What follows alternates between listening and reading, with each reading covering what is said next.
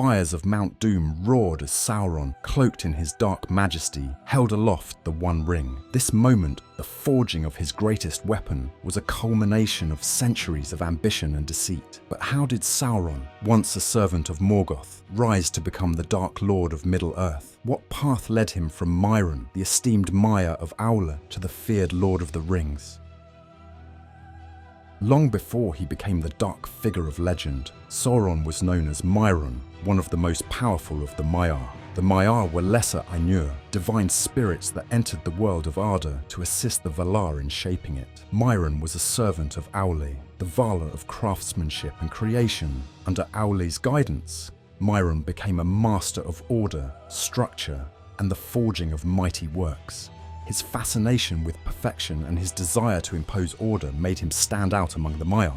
Despite his loyalty to Aulë, Mairon's thirst for control began to seed a dangerous flaw. He admired power and sought to wield it to shape the world as he saw fit. It was this very trait that caught the attention of Melkor, the first and mightiest of the Valar, who would later be known as Morgoth.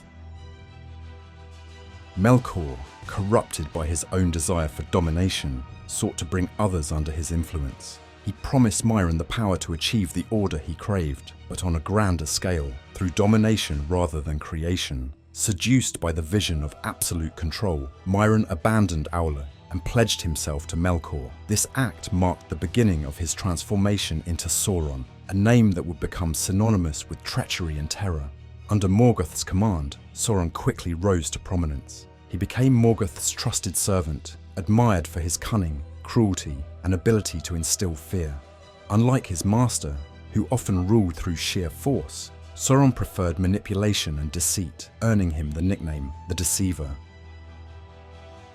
During the First Age, Sauron played a pivotal role in Morgoth's war against the elves and the men of Middle-earth. One of his most notable feats was the capture of the island fortress of Tol Sirion, which he transformed into a place of dread, renamed Tol in Gorhoth, or the Isle of Werewolves. Here, he commanded legions of dark creatures, spreading fear and death across Beleriand. Sauron's ability to wield fear and control was unmatched. His command over sorcery and his skill in shapeshifting allowed him to infiltrate and corrupt the hearts of men and elves alike. Despite these abilities, Sauron remained a loyal servant to Morgoth, his ambitions seemingly aligned with those of his master. The tides of war turned against Morgoth during the War of Wrath, the cataclysmic conflict that marked the end of the First Age. The Valar sent their forces to Middle-earth, resulting in the defeat of Morgoth and the destruction of much of Beleriand. Morgoth was cast into the void, his reign of terror brought to an end. In the aftermath of Morgoth's defeat, Sauron's fate hung in the balance. While many of Morgoth's followers were destroyed or scattered, Sauron, ever cunning, chose a different path. He feigned repentance, presenting himself before the Valar and claiming a desire for forgiveness. However, his plea was ultimately a ruse, as he rejected the summons to return to Valinor for judgment, retreating instead into the shadows of Middle-earth. With Morgoth cast into the void, Sauron was left to chart his own course. Though he initially retreated into the shadows, he soon began to weave a new web of deceit, laying the groundwork for his eventual rise as the Dark Lord of Middle-earth. The Second Age was to become the stage for Sauron's most cunning maneuvers, culminating in the creation of the Rings of Power and his bid to dominate all life. In the early days of the Second Age, Sauron bided his time, allowing the world to recover from the devastation wrought by Morgoth. But Sauron's ambitions were far from dormant. Around 1200 of the Second Age, he re-emerged, taking on a fair form and adopting the guise of Annatar, the Lord of Gifts. Disguised as a benevolent being, Sauron presented himself to the elves, offering his knowledge and assistance. Annatar claimed to be a servant of the Valar, sent to help the peoples of Middle-earth. Many of the elves were wary of him, particularly Gil-galad, the High King of the Noldor, and Elrond, his herald. They refused his counsel and barred him from their lands. However, in Eregion, the elven smiths, led by Celebrimbor, were more receptive. Celebrimbor, a master craftsman, was captivated by Annatar's knowledge of ringcraft. Under Sauron's tutelage, the elven smiths of Eregion achieved great feats in ringmaking. They forged numerous rings, each imbued with powers to preserve and protect. Yet, unbeknownst to Celebrimbor and his kin, Sauron's guidance came with a hidden agenda. Eventually, Celebrimbor himself forged 3 rings without Sauron's direct influence: Narya, Nenya, and Vilya, the most powerful of the elven rings. These rings were meant to preserve the beauty and wisdom of the elven realms. However, the other rings of power were tainted by Sauron's manipulation, and their creation set the stage for his ultimate betrayal. In secret, Sauron returned to Mordor, where he constructed Barad-dûr, his dark fortress. In the fires of Mount Doom, he forged the One Ring, a master ring imbued with a portion of his own essence. The One Ring would allow him to control all other rings and their bearers, binding them to his will. The moment Sauron donned the One Ring, the elves became aware of his treachery. They removed their own rings to prevent being enslaved by his will. Furious at his failure to subjugate the elves, Sauron launched a brutal campaign against Eregion, determined to seize the rings by force. The assault on Eregion was swift and devastating. Sauron's armies overwhelmed the elven defenders, and Celebrimbor was captured. Despite severe torture, Celebrimbor refused to reveal the locations of the 3 rings. In a final act of defiance, he was slain, and Eregion was left in ruins. Though Sauron recovered many of the lesser rings, the 3 elven rings were hidden from him. Narya and Vilya were entrusted to Gil-galad, who later passed them to Elrond and Círdan. Nenya was given to Galadriel, who used its power to protect Lothlorien. Sauron, enraged but undeterred, continued his quest for domination. With the rings he had recovered, he began to corrupt the leaders of men and dwarves, gifting them these lesser rings. The dwarves proved resistant to his control, though their greed was magnified, leading to internal strife and isolation. The men, however, were more susceptible, and 9 of them became the Nazgûl, or ring-wraiths, Sauron's most fearsome servants. Even with his growing power in Middle-earth, Sauron's ambitions knew no bounds. His attention turned westward to the island kingdom of Numenor, a land of great power and wealth. The Númenóreans, descendants of men who had fought against Morgoth in the First Age, were gifted long life and prosperity by the Valar. However, Sauron sought to corrupt them, exploiting their pride and desire for immortality. In the guise of a prisoner, he allowed himself to be taken to Numenor by King Ar-Pharazôn. There, through his cunning words and deceit, Sauron manipulated the king and his court, convincing them to turn away from the Valar and worship Morgoth instead.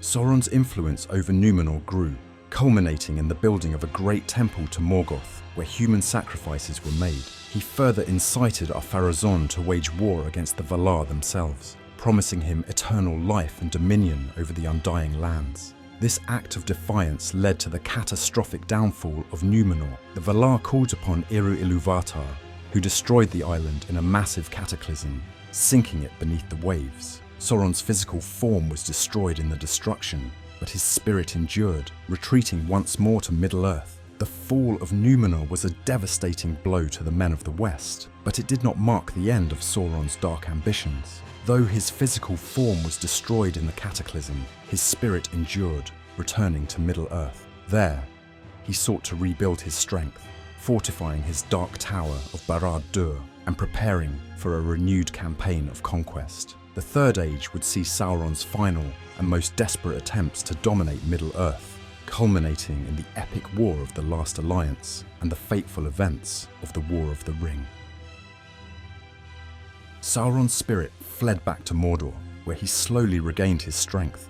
Though it took centuries, by the end of the Second Age, he had once again amassed a great army of orcs, trolls, and other creatures of darkness. His power spread across the lands, casting a long shadow over Middle-earth. In response to Sauron's resurgence, the leaders of elves and men forged a historic alliance. Elendil, the last king of Numenor's faithful, and Gil-galad, the High King of the Elves, united their forces to form the Last Alliance. This coalition was a testament to the enduring hope and resilience of Middle-earth's free peoples, determined to resist the encroaching darkness. The War of the Last Alliance culminated in a massive confrontation at the slopes of Mount Doom. The combined armies of elves and men clashed with Sauron's forces in a battle that would determine the fate of the world. Gil-galad and Elendil fought valiantly, facing Sauron himself in direct combat. Though they were both slain, their sacrifice was not in vain. Isildur, Elendil's son, seized his father's broken sword, Narsil, and used it to cut the One Ring from Sauron's hand. With the severing of the One Ring, Sauron's physical form was once again destroyed. His armies were scattered, and his tower of Barad-dûr was left in ruins. However, the victory was bittersweet. Isildur, overcome by the ring's power, refused to destroy it. Instead, he claimed it for himself, setting in motion the events that would lead to Sauron's eventual return.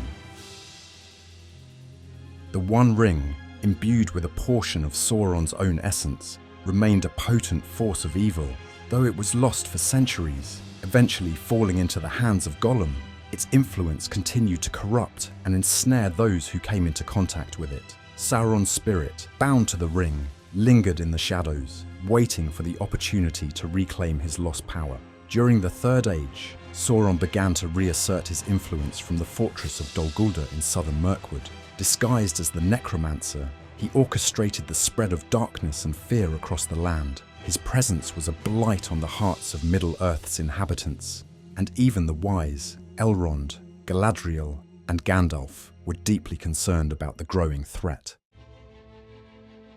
Sauron's ultimate plan hinged on the recovery of the One Ring. He poured his resources into the search, sending forth his most feared servants, the Nazgûl, to scour the lands. However, fate intervened in the form of Frodo Baggins, a humble hobbit from the Shire. Entrusted with the ring by Gandalf, Frodo embarked on a perilous journey to Mount Doom, where the ring could be destroyed. As the War of the Ring unfolded, Sauron's forces unleashed their full fury. The Battle of Helm's Deep, the Siege of Minas Tirith, and the final stand at the Black Gate were all desperate attempts to crush the resistance of the Free Peoples. Yet, even as his armies pressed forward, Sauron remained unaware of the true threat, the quiet, determined mission of Frodo and Sam. The climax of the War of the Ring came in the heart of Mount Doom. Frodo, after enduring unimaginable trials, stood at the precipice of the cracks of doom. Overwhelmed by the ring's power, he claimed it for himself. However, Gollum, driven by his own twisted obsession, seized the ring from Frodo. In a moment of chaotic struggle, Gollum fell into the fiery chasm, taking the ring with him. With the destruction of the One Ring, Sauron's power was finally broken. His essence, bound to the ring, was utterly consumed by the fires of Mount Doom. Barad-dûr collapsed, and the Dark Lord's influence was swept away in a final cataclysmic defeat. The Age of Sauron had come to an end. Though Sauron was defeated, his legacy endured. The scars of his tyranny were etched into the very fabric of Middle-earth. His reign had reshaped the world, leaving behind tales of heroism, sacrifice, and the enduring struggle between light and darkness. The destruction of the One Ring marked the beginning of a new age, the Age of Men, with the elves departing to the Undying Lands and the dwarves retreating to their mountain halls. The stewardship of Middle-earth fell to men. Aragorn, the heir of Isildur, ascended to the throne of Gondor, ushering in a period of renewal and peace. Yet, the lessons of Sauron's rise and fall remained a cautionary tale. His journey from a Maia of great promise to the feared Dark Lord is a testament to the corrupting nature of power and ambition. His rise and fall reshaped Middle-earth, leaving a legacy of both devastation and hope. As we reflect on his story, it serves as a reminder of the strength found in unity and the enduring struggle against darkness. If you found this story of Sauron's transformation insightful, don't forget to like, subscribe, and hit the notification bell. Join us for more rich lore of Middle-earth. Until next time, keep the legacy of Tolkien alive.